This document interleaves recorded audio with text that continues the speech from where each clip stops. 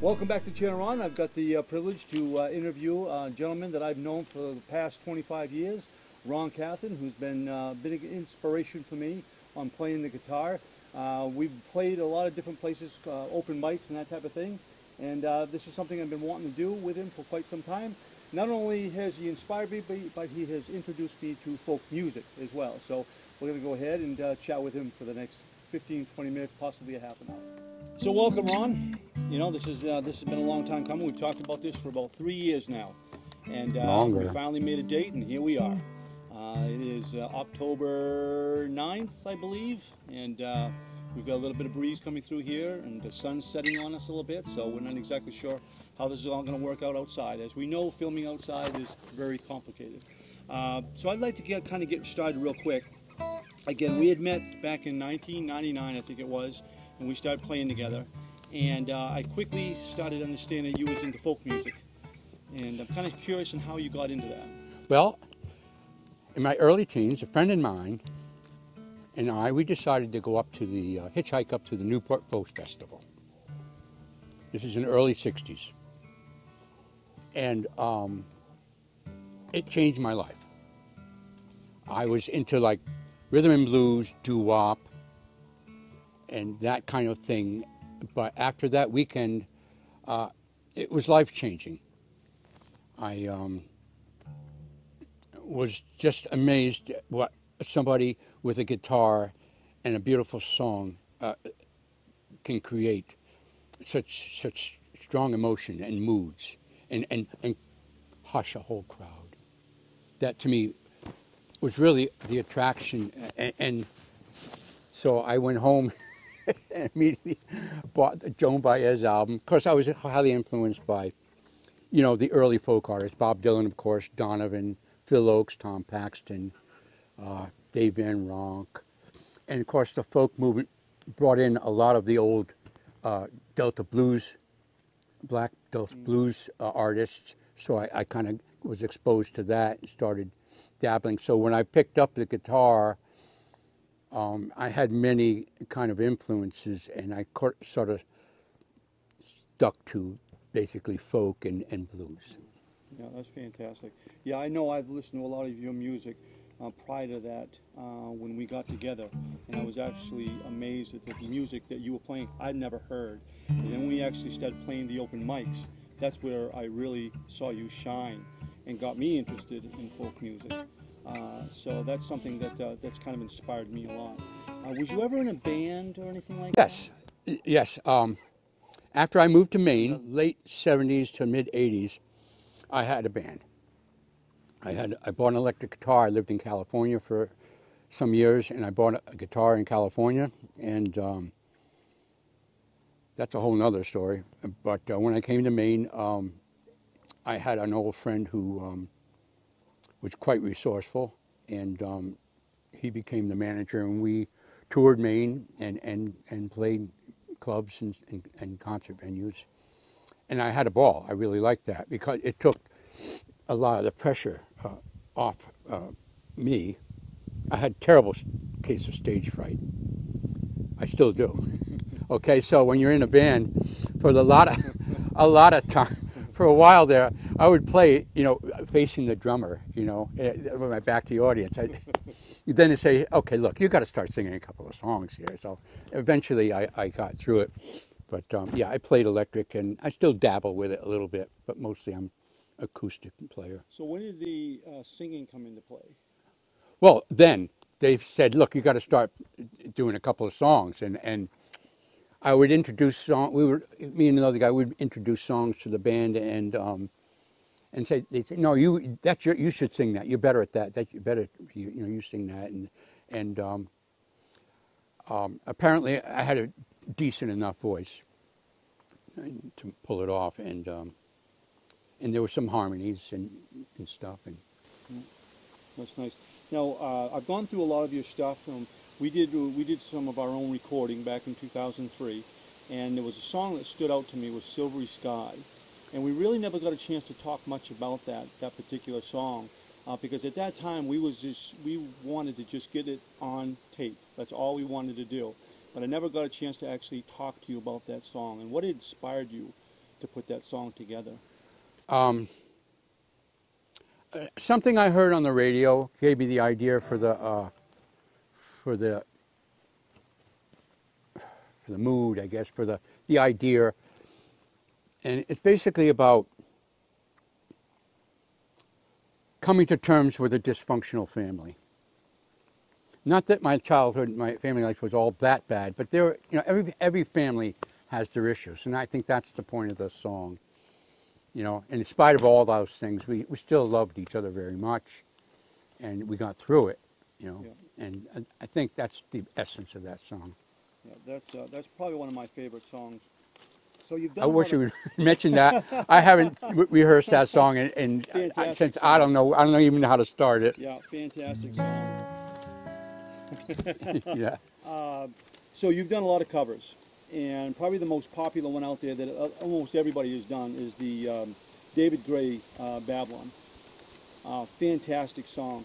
And with everybody else trying to do that cover and try to do a good job with it, how did you come across doing it your way? What inspired you to do it the way you did it without copying what other people were doing? I learned very early on that I did not have the skill to copy. Nope, I know, or I was a big fan of Bob Dylan, and I had seen him several times. I actually had the privilege of meeting him once, and I realized that he never did the same song twice the same way. Really? You can listen to his albums and it's great, and you went to his concerts expecting to hear that. No, you're going to hear that song, but in a completely different way, or slightly different way. And I realized he doesn't do it because he can't do it. And then I realized I'll just do what I do with my own. If I like the lyrics, I like the story, I like the chords, or something I can do on the guitar. I'm not going to pick something that I know I can't do or have to work on for months and months. I said, oh yeah, I do those chords. And I said, yeah, I can do that song. Yeah. And I needed covers to gig. Right. Fantastic. The next one, Richard Thompson, 1942, Vincent Black Lightning. Wow, you do a fantastic job with that. What a song. Fantastic job, yeah. What a song. I would never have tackled that song. Listening to him, Yeah. I loved his stuff. I've got a couple of CDs of his stuff, and I love that song. But I never would, in my dreams, tackle it. But then I heard Del McCrory Bluegrass Band do it. And I said, that's it. I followed them. They morphed the song a little bit, and I kind of morphed it from them, and I made it kind of my own. Yeah, and you did. Yeah. And you did. Don't ask me to play that right now. No, that's okay. This next song, we were, where was we? We was in, I believe, Ellsworth, playing at the time. And this was a crowd stopper. I picked up on the crowd when you started playing this song. It was Houses in the Field, John Gorka. John Gorka, And yeah. as soon as you started playing that, everybody stopped chit-chatting and whispering and was listening to every word you said on that song. And again, other people have done covers on this, but your rendition of it, I think, is what made the difference. That's funny you should say that, because of all the songs, I think I do that more. I copy him more than I usually do on any other song. I hear him when I do that song. Interesting. Yeah, it's a great story to that song. Yeah, it is. Sometimes, I remember once I was playing at an open mic in Orno, and I actually choked up. Choked up a little bit. I got my own emotions. He's a great artist, and he was a great inspiration, later day inspiration to me, by the way. I'm glad you mentioned that. Yeah. Richard Schindel. Oh. Okay. Reunion Hill. Another one. You played that one in Old Town. Tearjerker, and what a great artist, and a wonderful story. It's a song. What really inspired me. It's a song sung through a woman's eyes.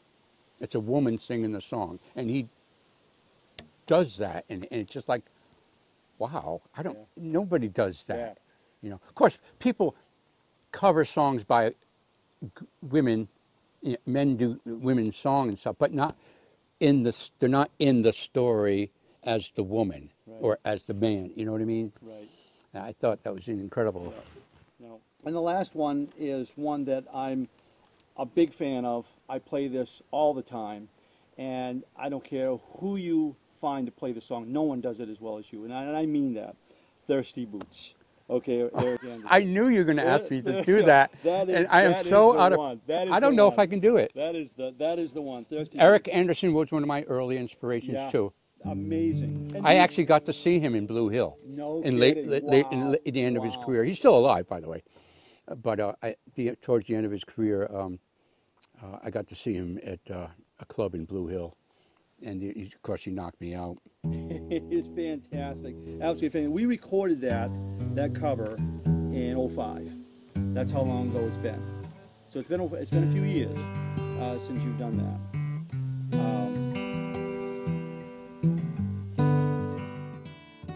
Yeah, it's a great song. That's a fantastic I would song. have to work on that Fantastic for a song, few yeah. minutes, but I can still do it. It's a Yeah. very simple song to play. Absolutely. One reason why I grabbed it, Yeah. but also it was just a beautiful song from the That's first time I heard it. Yeah, I'm so glad. And again, these were all things that I kind of was not going to give you ahead of time. That's okay. You know, I wanted These are to kinda easy. throw These that I'm in, surprised these they're quite fantastic, easy. You know, I recorded all these with you, so you know they have some meaning to Yeah. me as well.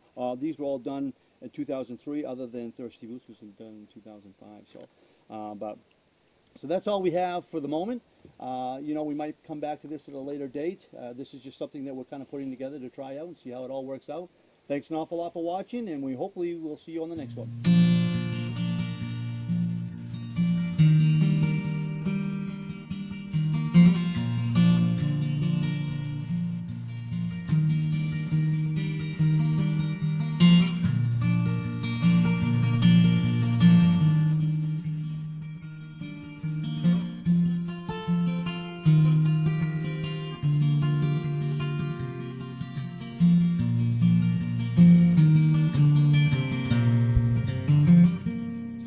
You've long been on the open road, sleeping in the rain.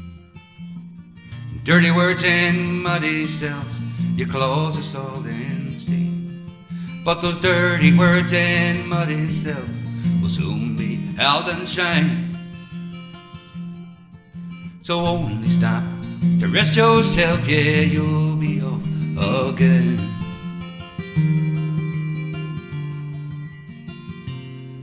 So tell me all the ones you saw, yeah, as far as you could see. Across the plain from field to town, marching to be free. And of the rusted prison gates they tumble by the grave. Like laughing children, one by one, they look like you and me.